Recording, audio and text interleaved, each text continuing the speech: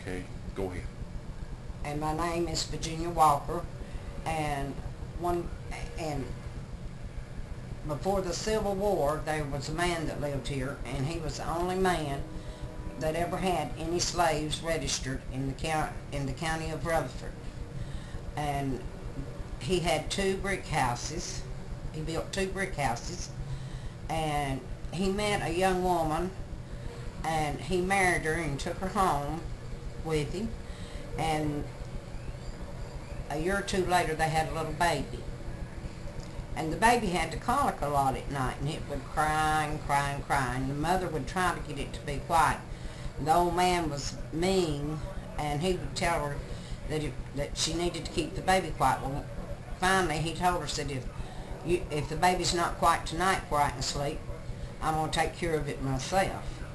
So that night, the baby cried and cried, and so he just wrestled with her for the baby and took the baby out of her arms and threw it out the upstairs window. Well, on years later, when I was 12 years old, the 2 houses that he built were still standing.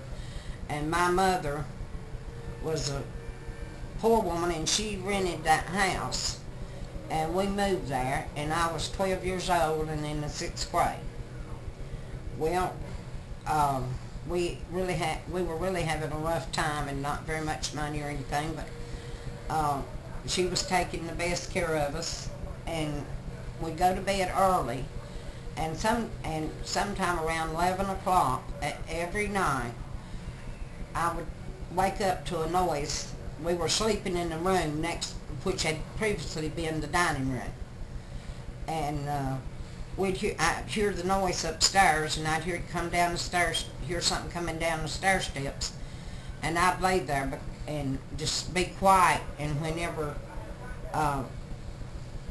the person would get near me, when the noise would get near me, I'd look up, and it was the form of a woman, and she'd have her arms out wide like that, and she'd be like she was motioning me to follow her. And she was just a green mass light, and the sheets or arm sleeves was hanging down back to her waist, and it looked like green gauze all under her arms, and she'd keep waving. Well, I wouldn't follow her, and she'd go through the French doors at the back side of the room that I was sleeping in and into the kitchen.